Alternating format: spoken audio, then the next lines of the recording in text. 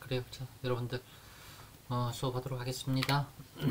오늘은 지난 시간까지 우리 이제 이 그림 원전기 했었고, 오늘은 키예프루스 멸망 마지막 시기쯤 될 겁니다. 그 다음에 키예프루스 시대 때의 초기 문학이 이제 은근히 좀 살아남습니다. 그게 살아남기 좋은 현상 별로 아니에요. 어쨌건 이제 초기 문학이 조금 더 이제 지속이 되고, 그 다음에 동슬라브뿐만이 아니라 러시아 문학뿐만 아니라 러시아 역사 가장 넓은 의미에서 러시아 사회에서 가장 쟁점적인 부분이라 할 수 있을 이른바 몽골인들의 침략 그리고 타타르인들의 지배, 그걸 포괄해서 명칭하는 타타르의 멍해, 타타르스크의 이거라고 하는 것에 대해서 그게 결국은 좁은 의미에서의 문학뿐만 아니라 사회 전반에 걸쳐서 많은 영향을 미치고 남겼습니다. 그 자체가 영향을 미치고 남기기도 했었고, 그에 대한 반작용으로서 또한 이제 사회에도 많은 변화가 일어났었고, 그래서 당연히 언급하지 않을 수 없고 살펴보지 않을 수 없는 부분입니다. 그래서 오늘 이제 거기까지 보도록 하겠습니다. 이제 요게 한 20분 정도 해서는 살펴볼 수 있도록 그렇게 하겠습니다. 자, 한번 차례 이렇게 구성해 보았습니다. 어쨌건 지난 시간까지 키예프루스 시대 때의 이제 동슬라브 역사 초기의 이제 종교문학, 역사문학, 그리고 슬로보라고 하는 또 제3의 말하기 영역에서 가장 두드러지는 장르, 편의상 그렇게 이야기합시다. 있다고 했었고, 그 다음에 마지막 글쓰기, 책 읽기, 그 다음에 글 읽기의 영역 중에 하나로서 생각할 수 있는 게 여행기, 아주에니에라고 하는 부분입니다. 거기에 대해서 잠깐 살짝 살펴볼 것이고, 그 다음에 키예프루스 멸망 이후 봉건 분열 시기, 이제 문학이 조금 이제 계속 여진처럼 남겨졌었던 부분, 그 다음에 몽골의 침략, 타타르의 지배, 루스의 멸망, 동슬라브의 분열, 이런 이제 시간적인 스펙트럼에서 펼쳐지는 일련의 상황들, 사건들 살펴보도록 하겠습니다. 최초의 마지막 장르로서 여행기에 대해서 이야기 잠깐 하지 않을 수는 없을 것 같습니다. 함께 가닿고픈 마음을 글로 나누는 것이 여행기라고 그렇게 이제 이야기할 수 있을 것 같습니다. 글씨도 작아라. 연대기 성자전 슬로보에 이은 중세 문학 주요 네 장르 중 하나가 여행에 대한 기록으로서의 여행기. 특히 키예프루스 시대 때는 성지 순례에 대한 순례기입니다. 나중에 고대로 내려가면서는 상업적인 목적이라든지 정치적인 목적을 띤 또 다른 여행기가 나오지만은 가장 앞시대인 키예프루스 시대 때는 성지를 순례하겠다라고 하는 종교적 이유에서 비롯한 그런 종교적인 여행기, 즉 성지 순례기라고 할 수 있습니다. 성지순례기라고 하는 이 부분은 당연히 그렇지만은 키예프루스에서 그들만이 처음으로 쓰기 시작했었던 유니크한 그들만의 영역, 그들만의 장르, 그들만의 글쓰기 양식 아닙니다. 어디까지나 이른바 마지막으로 기독교 받아들인 입장으로서 키예프루스는 그때 당시 이미 전해져 내려오던 것 내지는 그때 다른 곳에서 생겨나기 시작하던 것이 약간 시차를 두고서는 유입되었었던 그런 어쨌건 다 모든 것을 외래적 요소로 받아들이면서 이제 내적으로 체화해 나가던 상황이었지, 자신들이 뭔가 자신들만의 아주 독자적이면서도 특별한 창발적인 것을 내어놓던 상황은 조금은 아니었습니다. 그나마 슬로보라고 하는 것이 약간의 예외적인 영역이긴 하나. 보면 로마 가톨릭 세계에서 기독교 인정 이후 예루살렘, 팔레스타인 땅에 대한 성지 순례가 활발해지면서 성지를 먼저 다녀온 사람들이 나중에 역시 자신과 마찬가지로 그곳을 다녀올 형제들을 위한 자세한 기록들을 조금씩 남겨두기 시작했습니다. 그걸 모아면서는 그래 그럼 이걸 어떻게든 여행기 언제 출발할 때 이제 계절 중에는 언제 출발하는 게 좋겠고, 여기 지나갈 때는 뭘 조심하는 게 좋겠고, 여기는 또 뭐가 유명하고 뭐가 좋으니 해보는 게 좋겠고, 마지막으로 예루살렘에 성스러운 그 땅에 도착했을 때는 또 어디를 가보고 또 거기는 또 어떻고 라고 하는 기록들을 남겨두었었던, 충분히 이해가 되지요. 그런 상황들을 이제 어떤 순간쯤에는 조금은 그 당시 기준으로도 문필력이 있었던 사람들이 엮으면서는 오늘날 이른바 우리의 트래블로그라고 할 수 있을 여행기의 초기적인 형태로서 성지를 다녀온 그 여행에 대한 기록이라고 하는 것이 남겨지기 시작했습니다. 실제적인 기록을 넘어서 문화적이며 종교적인 기억이 자리 잡고 있는 공통의 장소에 대한 영적인 재확인으로서 이른바 성지순례에 대한 기록은 인식되고, 타인들과 함께 공유되었어요. 그래서는 제가 묵한 것처럼 함께 지금은 내가 가지만은 내 뒤에 올 형제들을 위해서 다 함께 바로 그 성스러운 땅에 닿고자 하는 그 마음을 글로나마 나누어서는 함께 나누자. 그게 성지순례기 여행기의 최초의 이른바 개념이었던 것 같습니다. 키프루스의 기독교 수용 초기 그들은 마치 천국을 향해 걸어가는 행인 이방인으로서의 그리스도교인을 생각하듯 성스러운 땅으로 여행을 통해 승화된 영적 상태를 접하고자 하는 강한 욕망에서 비롯해서는 적극적으로 성지순례를 떠났으니 가장 대표적이다라고 할 수 있을 것으로 1106년에서 1108년 정도 12세기 초지요 예루살렘을 다녀온 키프루스의 한 수도원장 다니엘이라고 하는 사람이 순례기를 남겼는데 그게 가장 대표적입니다. 수도원장 다니엘은 성지 예루살렘에 아직 다녀오지 못하는 이른바 키예브 루스이 땅의 동슬라브 많은 동포들을 위해서 자기가 루스이 땅을 대표하고 대신 모든 동포들을 대신해 가장 많은 것을 최대한 많은 것을 보고 듣고 느끼고 체험하고 오겠다. 이러한 생각으로서 아주 다니면서는 왕성하게 그렇게 그냥 묻고 살펴보고 만져보고 냄새 맡아보고 여긴 어떻더라 라고 하는 것을 아주 기록으로 자세하게 남기고 있습니다. 동족들과 함께 성스러운 땅에 가다고픈 그런 긍휼한 마음을 품었던 다니엘은 메사의 모든 것을 루스의 땅과 비교하며 순례를 아직 떠나지 못한 많은 사람들에게 최대한 자세하게 마치 그림으로 그려내듯 보여주고 있어요.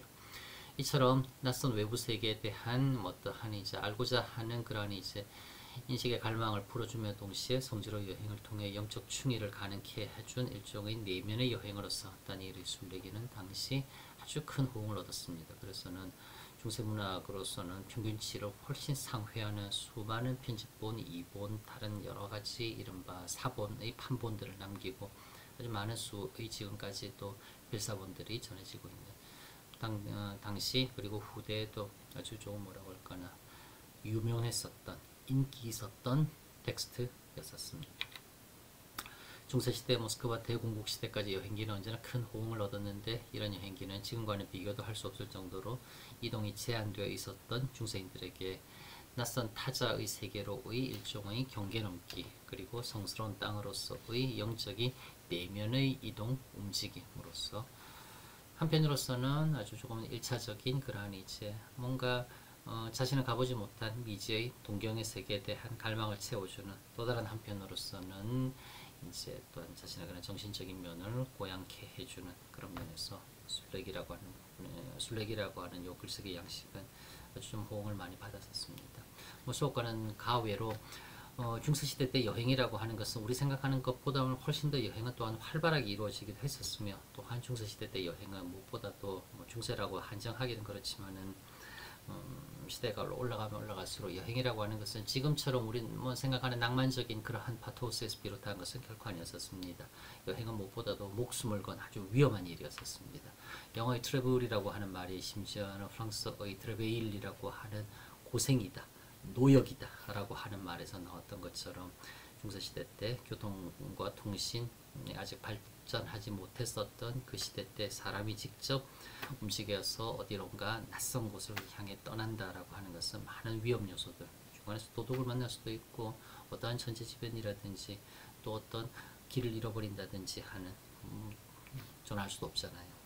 근데 많은 위험 요소들을 내품었었던 아주 일종의 뭐라고 할까나 쉽지 않은 그러다 낭만적인 모험심에서 지게어린 마음으로서 행하는 것은 아니었지만 이건 아주 많은 것을 걸고 할 수밖에 없는 위험한 행위였던 것은 분명합니다. 그렇기 때문에 사실은 그 당시 여행에는 많은 호위병이라든지 아주 공적인 성격을 띠고서는 그런 이 가드 하에서 함께 움직이다 그러한 것이 중세시대 때 여행이었고 그렇게 또한 공적인 비용, 공적인 목적을 들여서 여행을 다녀왔었기 때문에 그에 대한 일종의 물적 증거로서 기록을 남겼어야 되었고 그렇게 남겨진 기록들이 여행기라고 할 수 있습니다.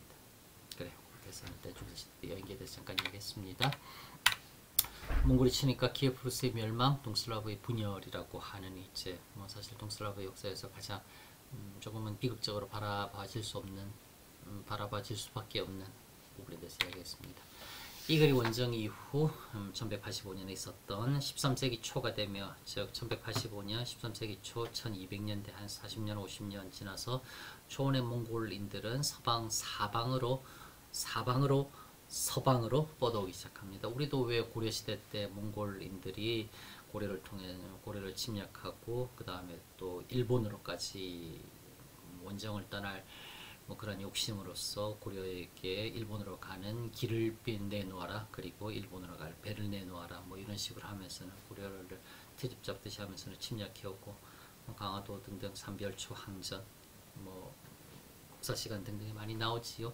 그렇게 오늘날의 몽골의 수도 울란바토르에서 남쪽으로 동쪽으로 나감과 동시에 서쪽으로도 팽창해 나갔었다고요. 그렇게 서쪽으로 팽창하면서 가며 닿기 시작한 거의 최초의 농경 정착 문화권이 다름 아닌 동슬라브인들이라고 말할 수 있습니다. 1223년 한 차례 예고편을 던져준 뒤에 선발대가 갔다 와 봅니다. 그래서는 누가 살고 있나라고 하는 것을 탐험처럼 하고 갑니다. 그 다음에 1537년 그 유명한 징기스칸의 손자, 징기스칸은 이때 1530년대 이미 죽었습니다. 징기스칸의 손자 바투라고 하는 가장 용맹한 손자가 이끄는 초원의 몽골인들은 자신들의 군대, 그리고 오면서 정복한 정복민들을 화살바지처럼 앞세우면서는 서쪽을 향해서는 구름처럼 진격해왔고, 이 글의 원전기의 저자가 이미 진즉에 꿰뚫어본 것처럼 끊임없이 키예프 루시 내부에서 자기들끼리 다툼을 벌이던 공우들은 바깥에서 거대한 힘, 어떠한 파괴적 힘이 다가오고 있다라고 하는 것을 자기들을 향해서 차마 눈치도 채지 못하고 있었어요. 그래서 너무나 그냥 허무하다 싶을 정도로 그냥 힘 한번 써보지도 못하고, 힘을 써본 게 아니라 그냥 완전히 그냥 일방적인 처참하게 그냥 유린당하다시피 하면서는 패망해버렸습니다. 게임 안 되는 싸움이었었어요. 그렇게 키예프 루시를 괴멸시킨 몽골군들은 이후에도 원정을 계속해 서유럽 본래 영역으로까지 그냥 마구마구 진입해 들어갑니다. 그러면서는 그냥 파죽지세로 무너뜨리고 쓰러뜨리고 살육하고 약탈하고 파괴하고 하면서 지나갑니다. 지금 우리 관점에서 보자고 하면은 되게 흉포했었다, 잔인했었다, 무도했었다라고 생각할 수 있겠지만은, 또 다른 한편으로서는 그게 초원에서의 이른바 전쟁의 방식이었던 것이었기 때문에, 특별하게 역사의 어느 한 특정 인종, 특정 민족, 특정 세력에 대해서 그들이 평균 이상으로 잔혹했었다, 그들이 자비로웠었다, 이렇게 생각할 필요까지는 없는 것 같습니다. 그들은 그렇게 하려고 그랬다라기보다는 그렇게 그들은 자라왔고 그렇게 그들은 생존해 왔기 때문에 그들의 방식으로서 행동한, 사실은 그렇게밖에는 설명하기는 쉽지 않을 것 같아요. 어쨌건 오늘날의 폴란드, 체코, 헝가리, 오스트리아, 크로아티아, 불가리아, 루마니아 등등등 그냥 독일 쪽으로 살풋 넘어가려고 하는 찰나, 정말 이거는 마치 구원처럼 멀리 자신들의 수도, 그 당시에는 카라코룸이라고 불렀었습니다. 울란바토르에서 자신들의 최고 지도자 우데게이가 죽었다라고 하는 소문이 들려옵니다. 그러자 최고 지도자가 급사를 하자 후계 등등은 어떻게 하지? 일단은 그 문제 먼저 해결하고, 여기는 와보니 정말 그냥 한 칼에 다 쓰러지는 애들이구나, 나중에 다시 와가지고서는 역시 그때 해야지 생각하고서는 되돌아갑니다. 그렇게 물러가면서 일종의 결과론적인 이야기지만 유럽은 구원받습니다. 그렇게 해서 살아나게 되었어요. 어쨌건 왔다 갔다 하면서 두 번 말발굽 앞에 밟힌 세력은 동슬라브 키예프 루시입니다. 들어올 때 카운터 제대로 맞았고 나가면서 마무리 펀치 받고, 그렇게 동슬라브 키예프 루시는 회복불능의 상태로 정말 말 그대로 괴멸당합니다. 하지만 키예프 루시의 북동부 영역 등 점령지를 다스리기 위해 퇴각하던 몽골인들은 일부는 행정통치를 위해서 남겨두고 거기에는 물러갑니다. 그래서 중앙아시아 초원지대에 원래부터 거주하고 있던 타타르인들이라고 하는 사람들을 자신들의 충직한 하수인처럼 그렇게 하면서 키예프 루시를 다스려 나가기 시작합니다. 그래서 사실은 되게 복층적인 구조였어요.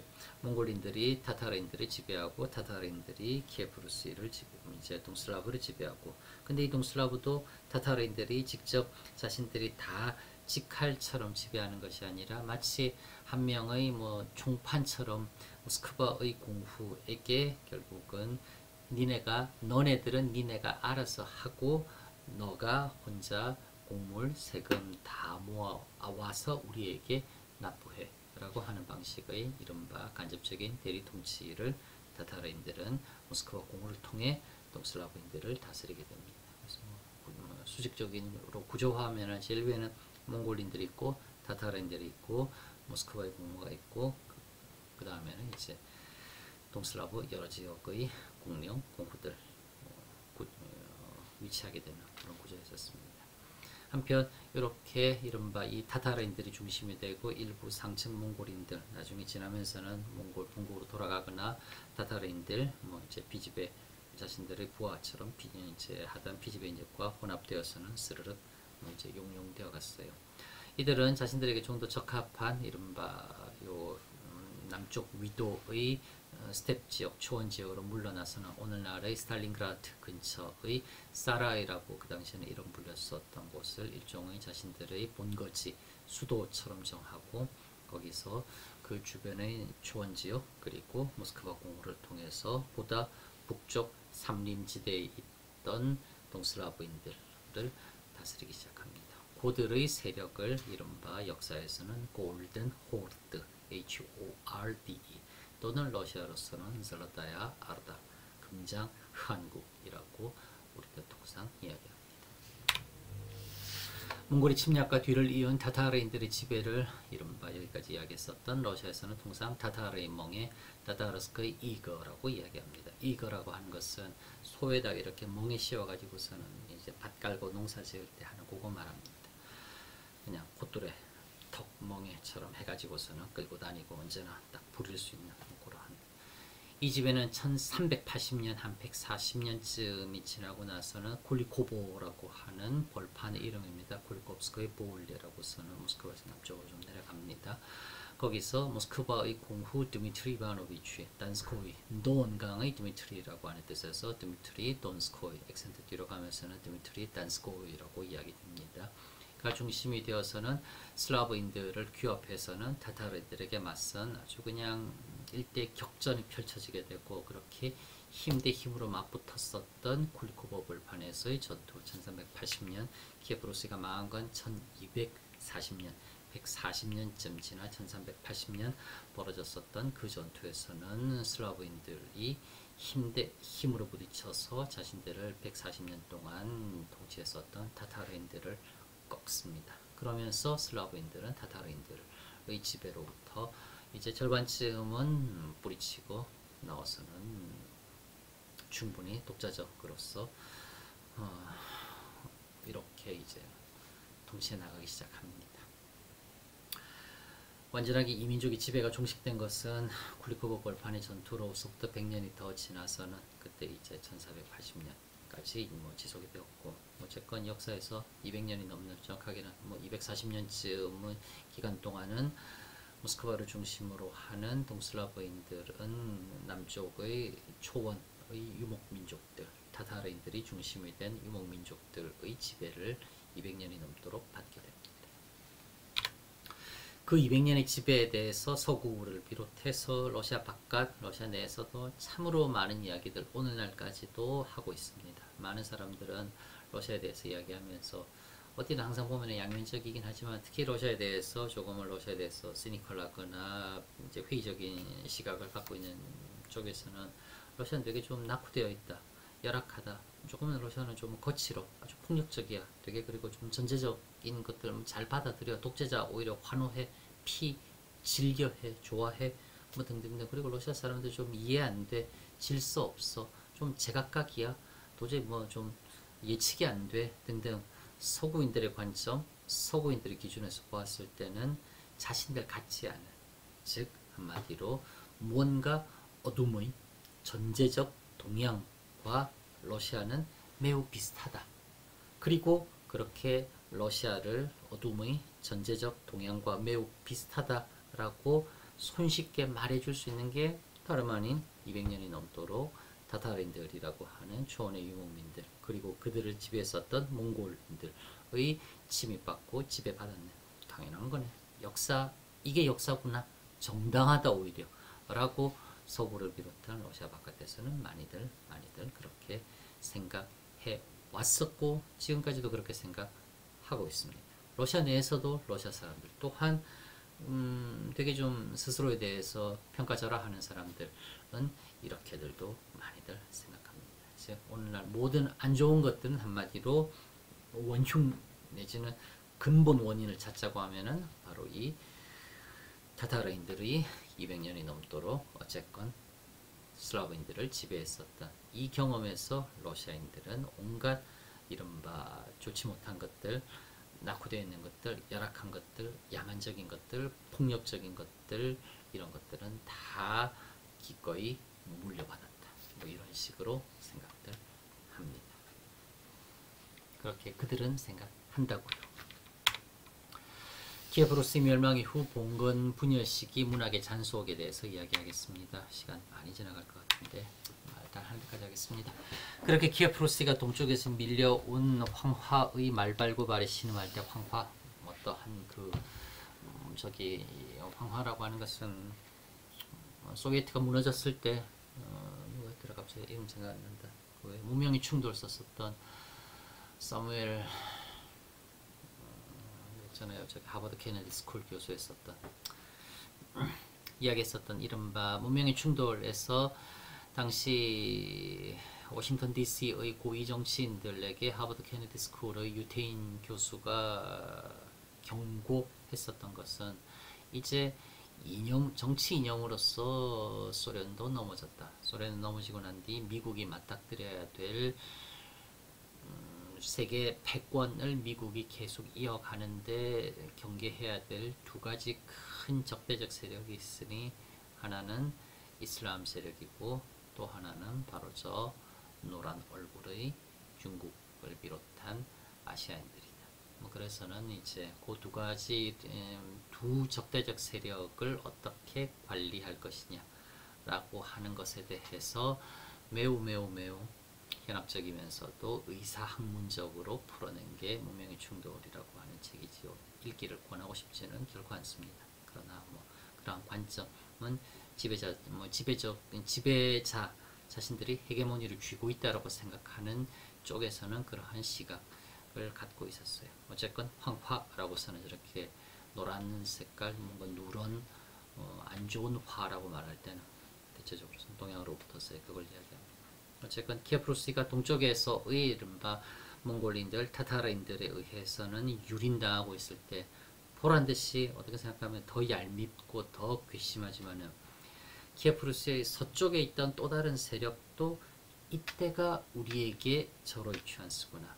평소 늘 호시탐탐 대립하던 키예프 루스의 일부분이라도 우리가 점령하기에 최적의 시간이 바로 키예프 루스가 쑥대밭이 된 지금이구나 라고 생각하고 키예프 루스를 향해 진격해온 로마 가톨릭 서구 세력들도 있었으니, 바로 게르만 혈통의 로마 가톨릭 보교, 로마 가톨릭 지배를 강화하고자 했었던 서유럽 기사단 세력이었습니다. 그래서는 튜튼 기사단이라고 하는 그들이 이른바 키예프 루스의 서쪽 지역으로도 침입해 들어왔고, 천만다행히 그들은 알렉산드르 니옙스키라고 하는 당시 노코르트를 다스리고 있었던 공국에 의해서 격퇴됩니다. 가장 유명한 게 1242년 오늘날 프스코프 근처에 있는 슈도보 호수라고 하는, 그때 당시에는 위도가 높습니다만 4월까지만 하더라도 호수가 얼어 있었어요. 얼어 있는 호수지만은 4월 초 되면 이제 확실히 기온이 올라가기 때문에 그렇게 얼음이 겨울만큼 두껍지는 않습니다. 서서 이제 녹기 시작하지요.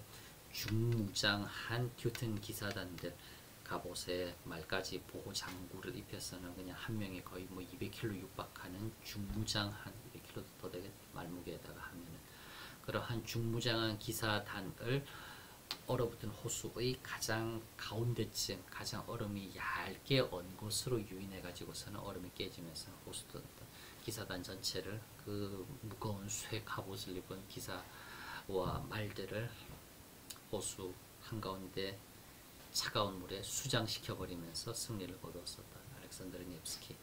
그 전투가 1242년 4월 5일 벌어졌었습니다. 거의 딱 지금 몇 대쯤이지요.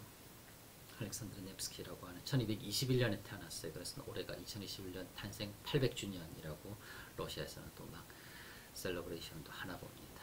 어쨌건 죄다 망하다시피 한 키예프 루시 세력 중 그래도 남아있던 유일하다시피 한 공룡이었었던 노코로트를 다스리던 알렉산드르 네브스키는 서쪽에서 다가오는 이른바 세력을 물리치고, 그렇게 물리치고 난 뒤 이 알렉산드르 네브스키는 또한 카라코룸, 오늘날 몽골의 수도 울란바토르까지 3번이나 말을 타고 왔다 갔다 하면서는 몽골인들에게 고개를 숙입니다. 더 이상 우리를 짓밟지 말아달라.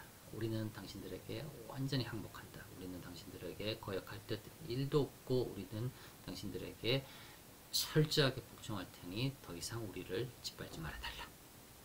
라고서는 그렇게 또 3번이나 오고 가면서 또 이렇게 막 합니다. 어쨌건 그럼으로 인해서는 이제 몽골에서는 동슬라브인들에 대해서는 어느 정도 신뢰를 하게 됩니다. 저들은 정령 항복하는구나. 우리에게. 그렇지. 그 정도로 우리가 쑥대밭으로 만들었으면 걔네들이 두 번 다시는 생각도 못할 거야. 아무런. 그렇게 하면서 이제 어느 정도 뭐라고 할까나 생각을 몽골은 동슬라브에 대해서는 타타르인들을 통해서 지배하는 간접 지배, 대리 통치 방식으로서 이제 지배를 하겠다. 더 이상 이른바 무력으로 슬라브인들을 괴롭히지는 않겠다라고 하는 생각을 하게 됩니다. 그렇게 하면서 알렉산드르 네브스키는 슬라브를 구해냅니다.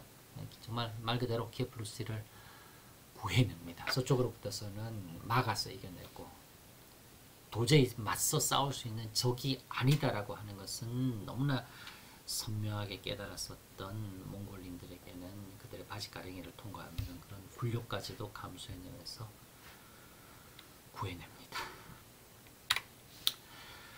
이런 진정 용기 있는 공부이자 지도자로서 알렉산드르 네브스키의 삶을 기리는 생애전 주제 알렉산드르 네브스키를 비롯해서는 루시 땅의 그러한 철저한 패망을 슬퍼하는 비탄의 정서를 닮은 러시아 땅의 종말에 관한 슬로보 아바기 벨레루스코이 제물리 몽고군 사령관 바투에 의해 처참하게 함락된 랴잔이라는 도시의 비극적인 이야기를 담고 있는 작품으로서 바투에 의한 랴잔 함락 이야기, 그리고 키예프 루시의 1240년 등등의 작품들은 1240년 키예프 루시는 정치적으로서는 멸망했었지만 13세기에 걸쳐 지속적으로 만들어진 작품들이에요. 그래서 이런 작품들이 바로 한마디로 키예프 루시 봉건, 키예프 루시 멸망 이후 봉건 분열 시기 문학의 잔속, 여전히 남아있는 그런 이제 여진과 같은 그런 거라고서는 그렇게 표현하고 있습니다. 이들 작품에서는 한결같이 비극적 음조, 정서, 애도, 슬픔 등등의 그런 이제 슬픈 감정들이 아주 짙게 배어나고 우러나고 있습니다. 한편 성직자들은 동슬라브인들이 형제들 간의 죽고 죽이는 전쟁을 끊임없이 벌인 탓에 오늘날 우리가 이렇게 신도 믿지 않는 비스보슈능이라고 이야기합니다. 신도 믿지 않는, 즉 그리스도도 믿지 않는, 도대체 누군지도 알 수 없는 저 초원으로부터 밀려온 저들에게 우리가 이렇게 전멸당하듯이 멸망하는구나 라고 하면서는 그러한 몽골의 침략, 타타르의 지배를 일종의 자신들의 잘못에 대해 신이 회개하도록 보낸 일종의 신의 징벌, 보주의가라 라고서는 성직자들은 이해하고 동슬라브인들에게 회개하라, 회개하라, 회개하라 라고서는 또 슬로보의 형식을 빌려서 아주 스비슨 그러한 이제 고언도 하게 됩니다. 특히 블라디미르라고 하는 곳을 다스렸었던 세라피온이라고 하는 주교의 일련의 설교가 유명합니다.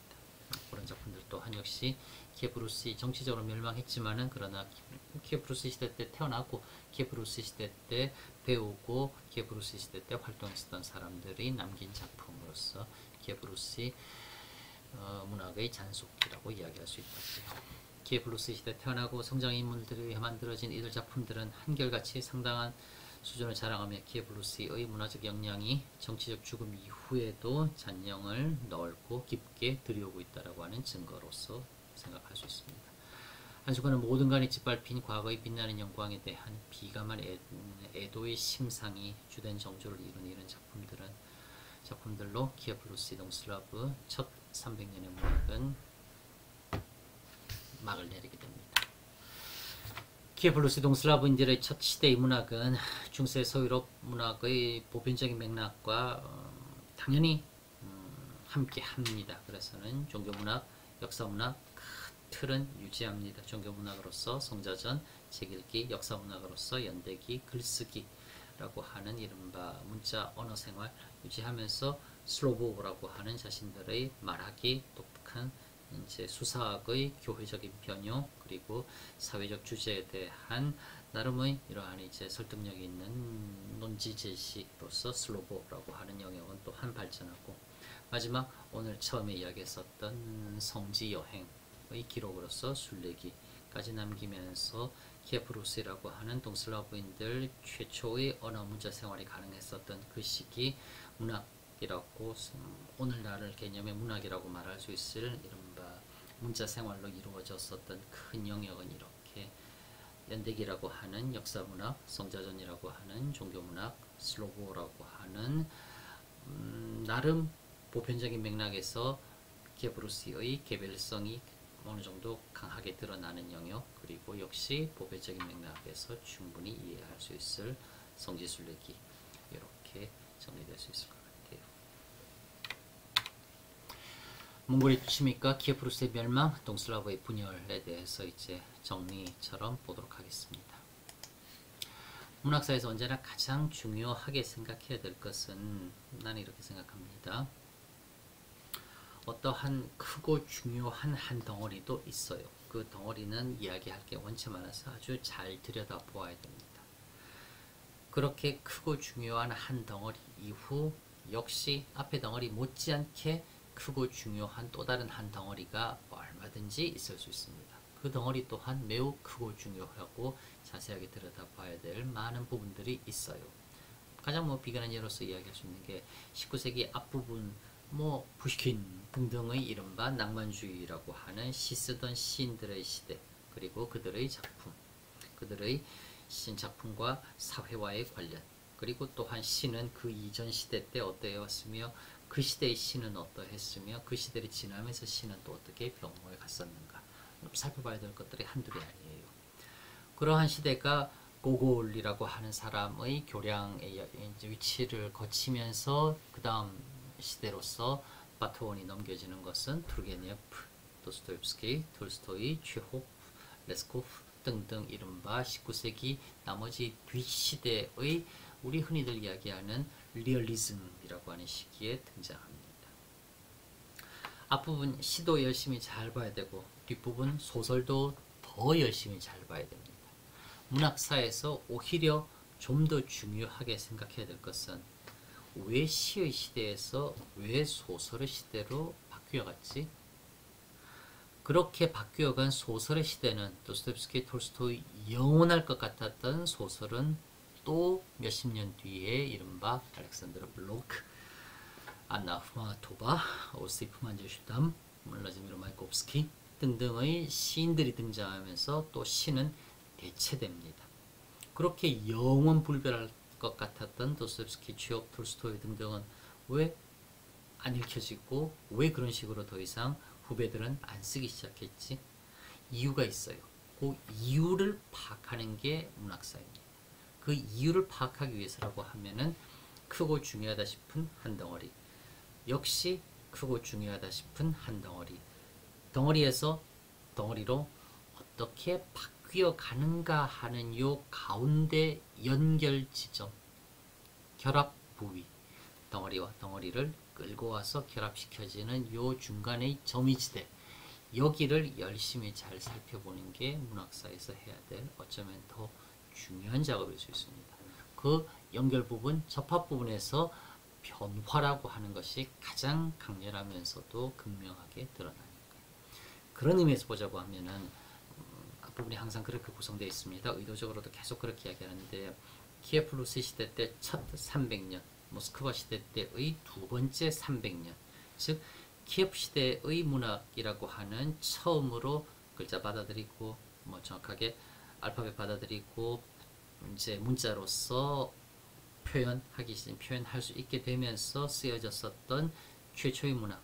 그 최초의 문학이 그 다음 시대의 문학으로서 문학 자체 내에서는 어떻게 변해 갔는가라고 하는 것을 유심히 잘 들여다보는 것은 문학사로 공부한다라고 하는 입장에서는 사실은 가장 중요한 일입니다. 대단히 아쉽지만 불가능해요. 적어도 키예프 시대에서 모스크바 시대로 바뀔 때는. 왜? 남아있는 게 아무것도 없어요. 사람들 다 죽었고 글 읽을 줄 알고 글 쓸 수 있는 사람들 다 죽다시피 했었고 남아있던 수많은 필사본들 다 불태워졌었고 얻을 수 있는 게 없어요. 그래서 대단히 애석하면서도 너무나 안타깝고 하지만은 키예프 루시 시대 때는 키예프 루시 시대로서 그리고 모스크바 시대 때 애써 키예프 루시의 남아있었던 정말 다 불탔는데 불타는 것 밑에 깔려 있어서 그래도 불타지 않고 기적적이다 싶을 정도로 살아남은 몇몇 수사본 책들 제 털어내고 수검댕 지워내고 들여다보면서 이게 뭐지? 왜 우리 조상들은 옛날에는 이렇게 썼지? 아 힘든데 그래도 낑낑대면서 다시 살펴보고 하면서 조금씩 복원해 나가기 시작했던 게 모스크바 시대 때의 문학이었습니다. 사람도 마찬가지 다 죽었지만은 그래도 기적적으로 살아남다시피 한 한 명, 두 명, 그리고 그 할아버지가 손자에게, 아들에게, 주변에 있던 어린 수도사에게 너가 빨리 이거라도 배워라 라고서는 알려줬던 것들 등등을 통해서는 그래도 조금씩 마치 정말 말 그대로 기적처럼 살아남았었던 어떠한 흐름들, 그게 결국은 뭉치고 해서는 다시금 어느 정도 자리를 잡은 게 모스크바 시대 때의 문학이에요. 플러스 결정적인 외부 요소가 또 하나 더 개입됩니다. 그거는 나중에 모스크바 시대 문학 본류에 들어가서 다시 이야기하도록 할게요. 결정적인 외부의 변수 하나가 더 개입된다고 이야기는 했습니다. 등등등등등. 대단히 아쉽게도 몽골이라는 전대문의 거대한 파괴적 힘은 동슬라브의 키예프 루시는 물론 서구 기독교 농경문화의 심대한 물적 피해뿐 아니라 인적 무형의 손실도 미쳤으니 특히 서유로 가는 길목에서 그 타격을 직접적으로 받은 동슬라브와 키예프 루시의 피해가 가장 컸다. 자명합니다. 즉 문화라고 하는 것이 경작한다라고 하는 것에서부터 비롯한 어원에서 나온 말이라고 하는 걸 다시 한번 상기해 본다고 할 때 수많은 인력, 중세 당시의 문화 저장고라고 할 수 있을 수도원 교회, 드바레츠 공부들의 궁전 등의 종교적, 정치적 시설 또한 파괴되면서 가장 먼저 파괴 타겟이었습니다. 심지어 후속 세대를 위한 물적, 경험적 기반을 전수할 수 있는 상황이 아니었었어요. 흔히들 고전고대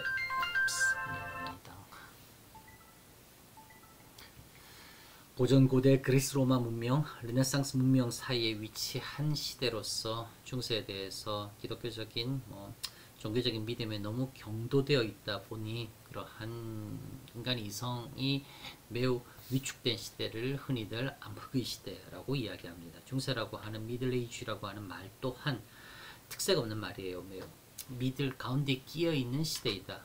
가운데 끼어 있는, 즉 이쪽에 있는 그 앞에 있었던 앞선 시대 그리스 로마 문명, 뒷선 시대 르네상스, 이 두 개가 훨씬 더 의미 있고 중요하지 가운데 있는 것 그냥 넘어가자. 그런 의미에서 심지어 매우 어떻게 생각하자고 하면은 멸칭에 가깝다 싶을 정도의 아주 가치평가적인 의미가 중세라고 하는 용어 자체에 역사적인 시대 규정 자체에 들어있다라고도 얼마든지 말할 수 있어요.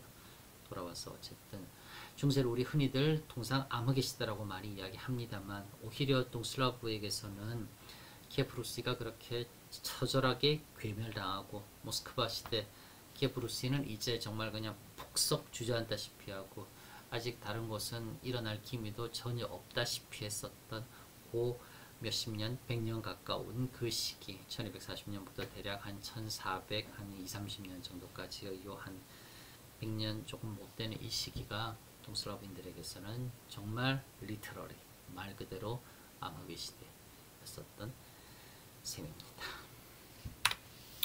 그래서 14세기 1300년대 나중에 한참 접어들면서는 모스크바를 중심으로 회복되는 시점까지 동슬라브 자체의 문화 또는 문학이라고 하는 것은 매우 찾기가 쉽지 않습니다.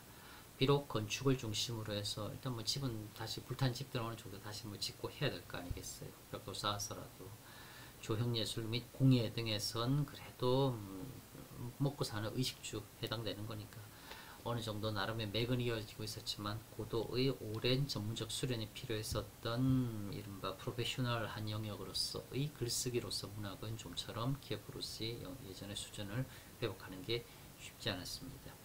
그것에 대한 회복은 조금 예상치 못한, 그러나 한편으로 생각해 보자고 하면은 그럴 수 있었겠구나 싶은 방식으로서 조금씩 회복이 가속화됩니다. 거기에 대해서는 모스크바 본류 들어가서 다시 이야기할게요. 한편 타타르의 몽해로 대변되는 타타르인들이라고 하는 이민족이자 전혀 다른 생활과 문화권 세력이 200년 넘도록 동슬라브인들에게 미친 지배의 흔적은 당연히 조금 살펴봐야 될 것입니다. 뭐 이렇게 정리할 수 있습니다. 건조하게 초기 몽골의 직접 지배 및 후기 타타르인들의 지배는 뭐 이야기하자고 하면은 대리 통치, 현물 지배, 하위 경제 수탈, 그 다음에 국가적 기반 조성, 상위 문화 경시 등등 뭐 약간 네이밍하기 나름일 텐데 뭐 그렇게 얼마든지 할 수 있습니다. 대리 통치, 모스크바 공으로 통해서 동슬라브인들을 대신 통치했다고. 현물 지배, 현물로서 현금으로서. 하위 경제 수탈 그닥 관심 없었습니다. 세금 조공만 꼬박꼬박 바쳐낸다면 타타르인들에게나 몽골인들에게나 중요한 거는 그거였었어요. 그러면서 동시에 뭐 이제 그러한 세금 징수, 그 다음에 또 명령 체계의 신속한 전달 등등을 위해서 어느 정도 뭐 통치의 편의를 위해서 세금, 행정, 교통, 우편 체제 등등을 어쨌건 타타르인들이 몽골에게서 배운 형식으로서는 많이들 동슬라브인들에게 이제 조금 이식시켜서 전파를 했습니다. 그래서 오늘날도 예를 들어서는 이러저러한 특히 교통, 우편 체제의 부분들, 용어들부터 시작해서는 은근 적지 않은 부분들은 몽골 스타일, 뭐 몽골식, 타타르식입니다. 철도가 본격적으로 개통이 되고 철도를 이용한 이른바 이동이 활발해지기 전까지 당연히 말, 마차를 통해서는 이동을 했었는데 그때 우리 등장하는 역참식이 나중에 읽게 될 푸시킨의 작품들 역참식이 역을 지키듯, 즉 말을 타고 달리다가 날이 저물고 말이 지치면 만한 곳에 그렇게 이제 중간중간 숙소를 두고 그 숙소는 또 많은 말들을 관리하고 있다가 오는 사람에게 그들이 타고 온 지친 말은 쉬게 하고 쉬고 있었던 생생한 말은 바꿔다 매 가지고서는 또 계속 갈 수 있게끔 하는 몽골식 체제였었습니다. 말 한 마리 타고 어떻게 처음 끝까지 다 올 수 있겠어요. 중간 그렇게 이른바 거점을 두고서는 거기다가 말, 식량, 묵을 숙소 등등을 두고서는 운영했었던 몽골한 체제 충분히 생각할 수 있었던, 그러나 좀 체계적으로 어느 정도 이렇게 플랫폼처럼 깔기에는 노하우가 없으면 쉽지 않았었던 부분들 해봤던 몽골, 그리고 몽골 하는 걸 옆에서 보고 있었던 타타르인들, 동슬라브인들에게도 역시 이식시킵니다. 너네들도 이렇게 해. 이렇게 해서는 세금 빨리 가지고 와. 중간에 배달 사고 안 나도록 하나도 그거 없이 잘 가지고 와야 돼. 뭐 이런 맥락에서 이제 뭐 그런 것들은 이제 전파시켰겠죠. 납득이 됩니다. 그 다음에 또 가장 중요한 것 중에 하나로서 몽골 그리고 타타르인들은 키에프루시 그리고 그 뒤의 모스크바 시대의 이러저러한 슬라브인들의 정신문화에 대해서는 별다 관심 없었습니다. 뭘 하든 뭐 자기네들끼리 모여가지고서는 뭐 교회가 뭔지 모르겠지만 저기서 뭘 하든 그거는 그들의 일, 우리가 그들에 대해서 관심 갖고 중요하게 생각하는 것은 제때 세금, 공물, 조공 등등이 정확하게 오느냐. 그래서는 그냥 좀 상당히 이른바 방임, 묵인 했다라고 하는 것은 이거는 그나마 매우 다행스럽게도 슬라브인들에게는 자신들이 타인과 타자, 타타르인들 그리고 자신들을 구별지을 수 있었던 가장 선명하면서도 가장 마지막이자 가장 깊은 이제 그런 구별되는 요소로서 종교라고 하는 것을 그걸 구심점으로 해서는 자신들이 아주 그냥 이렇게 단단하게 내적으로 결집될 수 있었던 그런 이제 축으로서 작용할 수 있었고 그걸 타타르도 몽골도 그냥 방치했어요. 하든 말든 우리는 받으면 되는 거. 우리는 받는 것만 중요해. 그것만 받으면 별 신경 안 써. 이런 몽골과 타타르를 대신해 모스크바의 공호가 일종의 신임장을 제정받은 상태에서 동슬라브 내부의 세금과 조공을 관장하며 결국은 모스크바가 세력을 키워나가게 되었습니다. 그렇게 모스크바가 세력을 키울 수 있었던 것은 또 거슬러 올라가자고 하면은 알렉산드르 네브스키 덕분이에요. 알렉산드르 네브스키가 사실은 이제 요 키예프에서 블라지미르 그리고 블라지미르에서 노보로트로 이어지던 이제 공호 통치 가문의 이제 후손이었고 그렇게 알렉산드르 네브스키가의 후손들은 또한 모스크바 통치로 연결이 되면서는 결국은 이제 네브스키의 아들이었던 모양이던데 그러면 걔한테 다스리라고 할까 이런 식으로 하면서는 네브스키의 후손들이 통치하고 있던 모스크바가 몽골 타타르로부터 동슬라브 전체를 관장할 수 있는 일종의 대표자처럼 그렇게 부상할 수 있었습니다. 그래서 결국은 모스크바가 세금 갖다 바치면서 자기 몫으로 매우 좀 속된 표현이지만 in my pocket 하면서 모스크바를 어느 정도 스스로를 좀 이렇게 부강하게 살찌울 수 있게 되었고 그렇게 한 게 모스크바가 중심이 되어서 다른 슬라브인들을 결집시킬 수 있었던 물리적인 배경, 바탕, 실질적인 어떠한 강제력의 원천 등등은 바로 모스크바가 대리 통치를 해오면서 자신들이 축적했었던 그게 결국은 기반이 되었고 그렇게 되면서 결국은 타타르인들에게 반기를 들고 타타르인들과의 민족적인 독립투쟁이라고 할 수 있을 쿨리코보 벌판에서의 전투에서 타타르인들에게 패배를 안겨줌으로 인해서 타타르인들 입장에서 봤을 때는 믿고 통치를 맡긴 그 중간 관리인이 결국은 자기가 힘을 키워서 스스로들 자신들에게도 대항했었던 그런 상황이라고 말할 수 있습니다. 타타르인들에게 양날의 검으로 돌아왔다. 그래요. 또 하나 언급할 수 있을 것으로 중요합니다. 키예프 루스 시대 동슬라브인들의 내적 분열이에요. 무슨 말이냐니까 모스크바를 중심으로 한 오늘날 러시아에 해당하는 많은 영역 그리고 오늘날 우크라이나, 벨라루스에 해당하는 영역이 몽골의 침입, 타타르의 지배로 인해서 분리됩니다. 즉 모스크바를 중심으로 한 오늘날 러시아에 해당하는 키예프 루스의 북동부 지역은 타타르인들의 지배를 받게 되고 반면 오늘날 우크라이나의 수도인 키예프를 비롯해서 키예프 루스 시대 때 남쪽 또는 서쪽에 치우쳐 있던 지역은 타타르인들보다도 훨씬 더 가까운 그 바로 옆에 살맛되고 함께 살다시피 한 지금 우리에게 지명 나라 이름 자체는 매우 생소한 리투아니아 조금은 더 들어봤다 싶은 폴란드 리투아니아의 영향하로 키예프를 비롯한 서쪽 지역, 유럽 가까운 지역들은 급속히 빨려 들어갑니다. 일단 자신들이 뭔가 스스로를 지킬 실질적인 힘 같은 거는 하나도 없던 상황. 그런 상황에서 그냥 옆에 있는 미안해요. 센 놈이 먼저 찜하면은 그냥 그쪽에 끌려가다시피 하는 그런 상황이었어요. 그래서는 모스크바를 중심으로 한 북동부는 타타르인들에게 강하게 종속되어 있었고 그 다음에 폴란드, 리투아니아 가까운 이쪽 서쪽에 있었던 동슬라브인들은 또 그들에게 강하게 종속되어 있었고 그러면서는 어쨌건 일종 하나의 정치적, 경제적, 사회적, 문화적 그다음에 또 종교적인 이진스트보 통합체로서 키예프 루스 시대 때 300년 동안 기능해 왔었던 이 키예프스카야 루시는 둘로 나뉘다시피 합니다. 그렇게 나뉘면서는 모스크바 중심, 키예프 중심으로서 이렇게 나뉘어져 버리고 그렇게 나뉘어진 그 상태로서 각자 발전하기 시작합니다. 모스크바는 모스크바대로 자신들이 북동부 슬라브인들의 구심축으로 작용하게 되고 키예프는 키예프대로 폴란드와 리투아니아의 영향 좀 더 정확하게 말하자고 하면 로마 가톨릭의 영향을 많이 받아들이면서 오늘날의 우크라이나의 수도 키예프는 타타르가 모스크바를 지배하던 당시 폴란드의 지배하에서 은근히 로마 가톨릭화 좀 더 정확하게는 서구화되어 가기 시작했었습니다.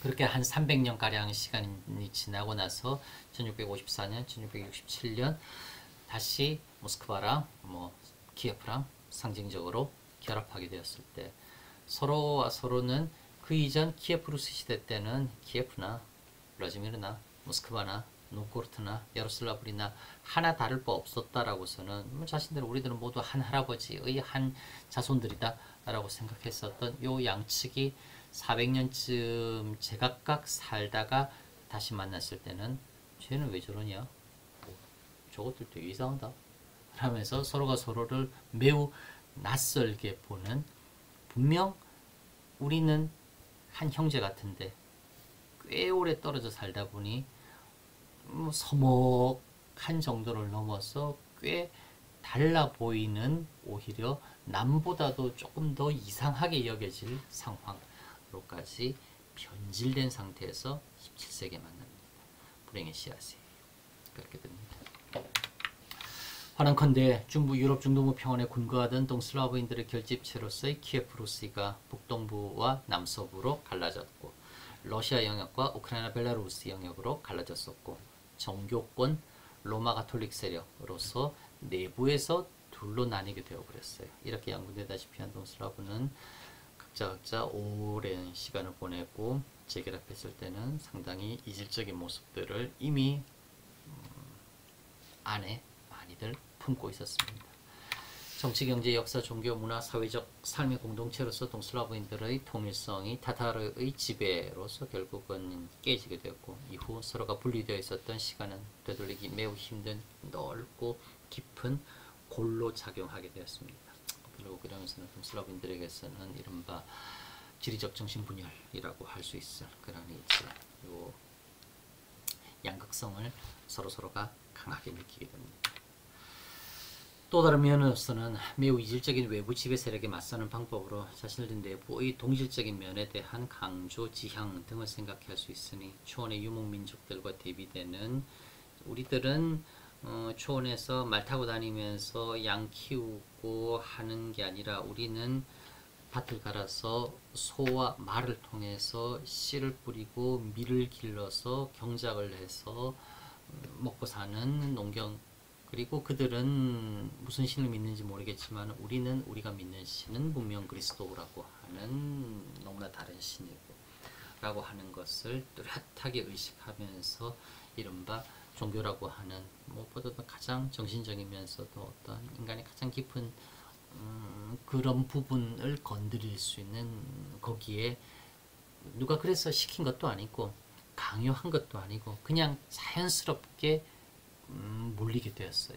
그러면서는 결국은 이거는 비유가 매우 거칠어서는 아주 좀 이상하게 많이 들리긴 하나 마치 우리 고려시대 때 호국불교라고 하는 말이 생겨났던 것처럼 이것도 역시 이제 원나라의 침입, 즉 이른바 한마디로 몽골의 침입 때 이제 불교계가 앞장서서는 뭐 이제 앞장섰다기보다는 관군이 계속 뭐 패배하니까 산에 있던 이제 승려들이 창을 들고서는 내려온 것이었죠. 어쨌건 믿음으로써 지킨다라고 하는 그러한 호국 종교라고 하는 성격이 타타르의 지배 기간 동안 슬라브인들에게는 아주 강해졌습니다.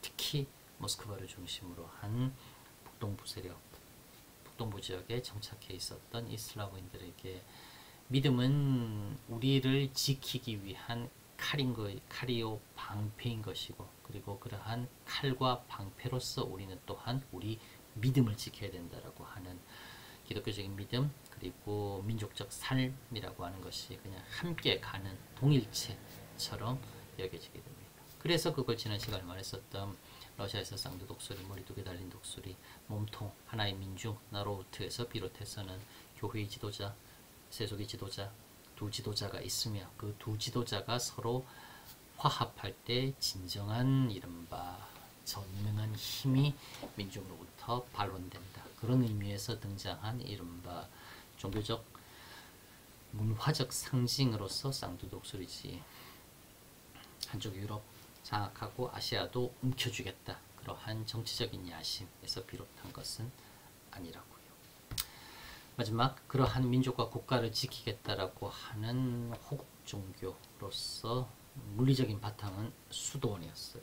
넓은 그런 이제 담벼락 안에서 거의 모든 삶이 다 일어날 수 있는 수도원.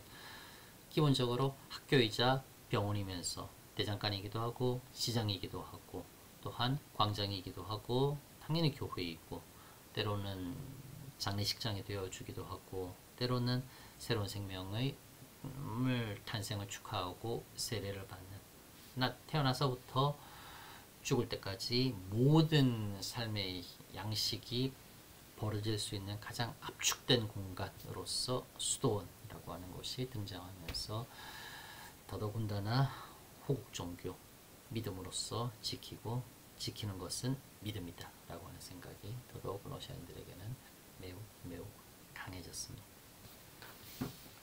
조금 있으면 5월 9일이지요. 5월 9일 날 러시아에서는 전승기념일이라고서는 퍼레이드하고 하잖아요. 몇 년 전에 한번 보기도 했었는데 국방부 장관이라고 하는 사람이 전승기념일 퍼레이드 5월 9일 하는데 성호 긋고 출발합니다. 그걸 카메라가 일부러 비춰주고 있어요. 카메라가 자기 지상파 중계 카메라가 자기 찍는다라고 하는 걸 너무나 잘 알고 있는 국방부 장관은 비록 21세기 정치와 종교가 분리된 명백한 세속 국가이지만 그러나 국방부 장관이라고 하는 직책을 수행하는 그 사람 역시 20세기 전쟁을 이겼다라고 하는 정치적인 행사에서의 그 퍼포먼스를 보여줌에 있어서 성호를 긋고 출발하는, 러시아는 아직도 좀 적지 않은 부분에서 많이 화학적으로 뭉쳐 있습니다. 그걸 러시아가 여전히 러시아는 좀 이상해, 러시아는 좀 납득이 안 돼 라고서는 생각하기 전에 어떻게 생각하자고 하면은 그들이 결국 오늘날까지 전해져 내려온 그들의 삶의 경로, 삶의 조건이라고 하는 것은 어찌 생각하자고 하면은 그리 될 수밖에 없었던 상황이기도 합니다. 물론 그것을 좀 더 극복해내려고 하는 적극적인 노력, 이건 조금 아쉽긴 합니다만 지도 하나 볼까요? 말만 하는 것 같으니까 이렇게 끌어오면은 잠깐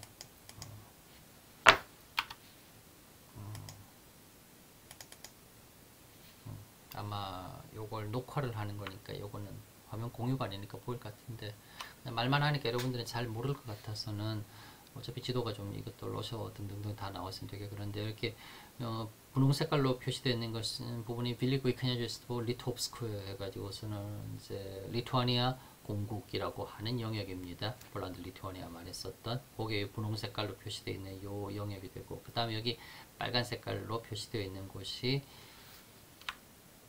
빌리고이 크냐제스토 블라지미르스크라고 되어 있지요. 그래서 이제 블라지미르 공국 해가지고서는 요게 영역입니다. 대략 요게 이제 한 14세기 말쯤 그러니까 뭐 영역 될 텐데 그러니까 굴고보골판의 전투 먼저 고 있을 즈음쯤 그때 보면 이렇게 지금 이렇게 빨간 색깔로 표시되어 있는 즉 그냥 한마디로 뭐 중세 동슬라브 그 다음에 고대 러시아 이렇게 말할 때 그 핵심 세력이라고 할 만한 것이 요즘 요 붉은 색깔로 표시되어 있는 요 영역이라고 해요. 그리고 그 영역 안에 모스크바 있지요.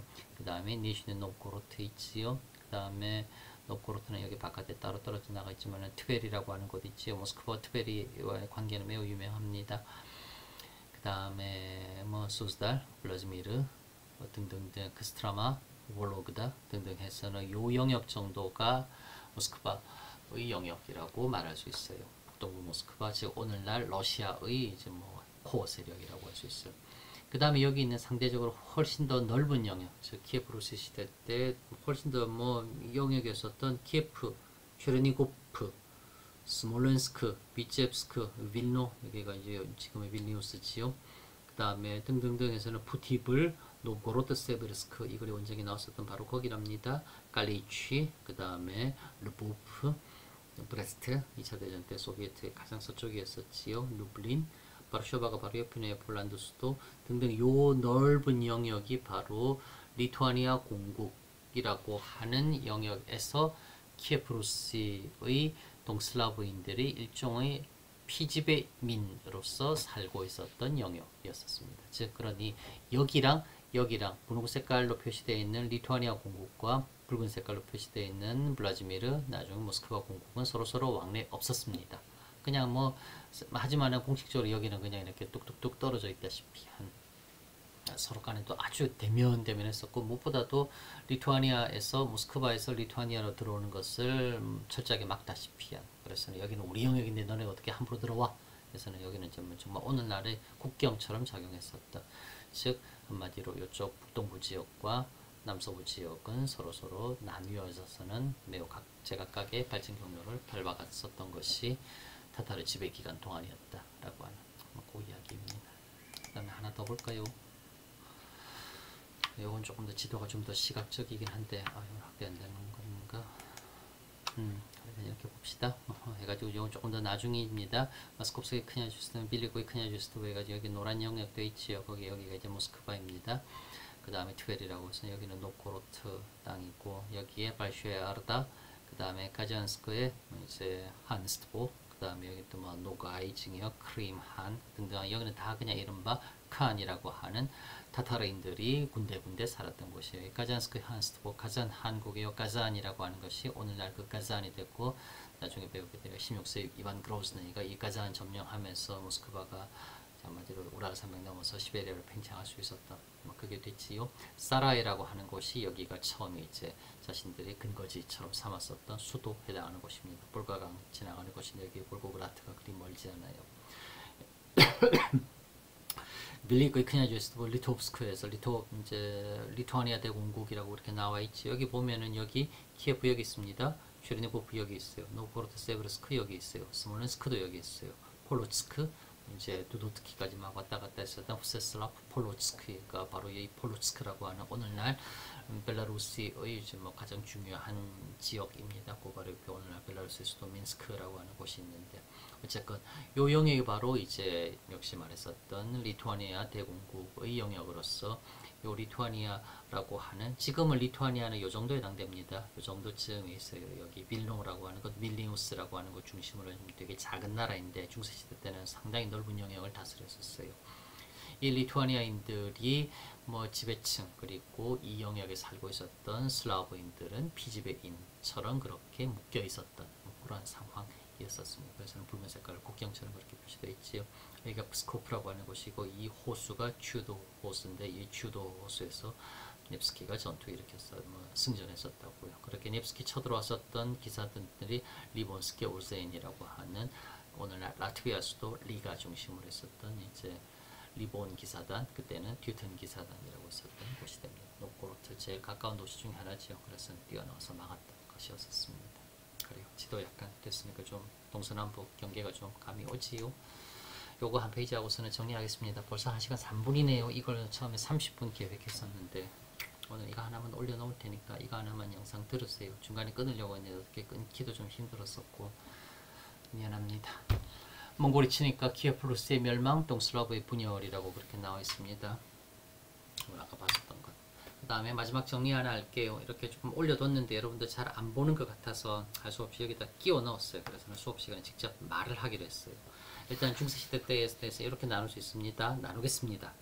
키예프 시대 첫 300년의 문학이라고 키예프 루스 시대 때 이야기하고 그 다음 몽골의 침입 타타르의 지배로서 키예프 루스의 폭삭 망하고 난 뒤 모스크바부터서는 그냥 차츰차츰 시작했었던 그 시대를 모스크바 시대 두 번째 300년의 문학이라고 이야기를 하고 그 다음에 마지막 17세기는 따로 띄어가지고서는 이른바 이행기 그렇게 정하도록 하겠습니다. 그렇게 하고 키예프 루스 시대 첫 300년의 문학에 대해서는 키예프 루스 시대라고 해서는 9세기 중엽 대략 그쯤부터 1240년 키예프 루스가 몽골에서 멸망하는 그 시기까지 이렇게 한 300년 넘는 시기로 하고 그 시기는 이렇게 세 시기로 또 조금 세분하겠습니다.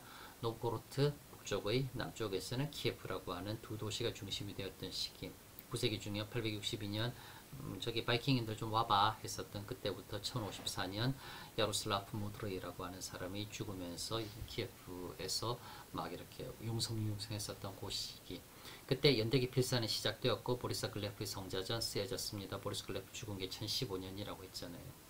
그 다음에 율법과 은총의 슬로보, 뭐 이제 야로슬라프 모드라이가 살아있을 때 키예프의 가장 큰 사원 소피아 사원 찍고 그 소피아 사원의 준공식의 기념 축사처럼 한 게 율법과 은총의 슬로보였었지요. 일라리온의 그게 키예프 시대 때의 첫 시기에 나왔던 작품이라고 할 수 있으면 공력연합 전성기에서는 이때가 이제 키예프 루스의 뭐 전성기라고 해서 되게 강했던 시기. 야로슬라프 모드로이가 기태를 닫고 그 자손들에 의해서 번창해 나갔었던 시기입니다. 그리고 이때 공력연합의 전성기의 핵심이 블라디미르 모노마흐라고 하는 사람이에요. 그래서 연대기 지난 시절의 이야기 보비스 브레미니르트 그게 편집본이 처음 완성되었고 수도원장 다니엘의 순례기도 이때 쓰여졌고 그 다음에 1175년 지나고 나서 1240년 망할 때까지는 그냥 안에서 막 치고받고 싸우다가 망해버렸어요. 그때 치고받고 싸울 때 나왔던 작품이 싸우지 말자라고 외쳤었던 이거의 원전기. 이렇게 키예프 루스 시대 때 첫 300년의 문학은 이야기할 수 있을 겁니다. 모스크바 시대 때 두 번째 300년의 문학에 대해서는 이제 다음 영상부터서 이야기할 건데 뭐 지금 여기서 일단 예습처럼 스케치는 미리 하고 갑시다. 첫 번째 몽골 침입 타타르 점령 시대에서는 이때는 1240년부터 1480년까지 즉 타타르의 멍해라고 하는 그 시기. 그 다음에 타타르의 멍해를 즉 타타르의 지배를 완전히 이제 종식시키고 난 뒤 팽창되었던 모스크바가 더 팽창합니다. 모스크바 중심의 최전성기를 맞이하게 되고 그 모스크바 중심의 최전성기의 한가운데에는 많이 이름 들어본 이반 그로즈네이, 이반 뇌제라고 하는 인물이 자리 잡고 있습니다. 그러다가 이반 뇌제가 죽자마자 그냥 거의 곧바로 급전직하, 수직낙하 해서는 혼란의 시기 겪다가 결국은 류리크 왕조라고 하는 요때 862년 높고 저기 바이킹인들 좀 와봐 해서 시작되었었던 류리크 그때서부터 시작되었었던 류리크 왕조가 끝이 나고 두 번째 왕조인 로마노프 왕조 니콜라이 2세 마지막 황제까지 이어졌었던 로마노프 왕조가 1613년 17세기 초에 개창이 되면서 17세기는 말 그대로 형식적으로 보더라도 정치적인 출발의 시기이자 명백히 중세에서 금세로 이행하는 그 이른바 과도기 이행기로서 기능하게 됩니다.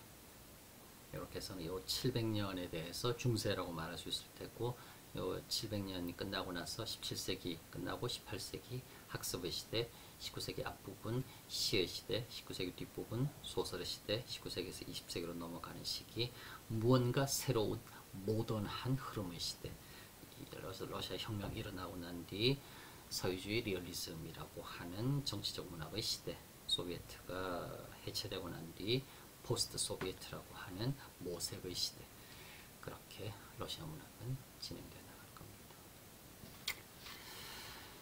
여기까지 1시간 8분이네요. 이번 주 수업 영상은 그냥 요거 하나로 대체하겠습니다. 요거 하나로 대체하고 다음 금요일 날은 다른 영상 가지고서는 하도록 할게요. 일단 오늘 여기까지 올릴 테니까 살펴보기 바랍니다. 고생 많았습니다.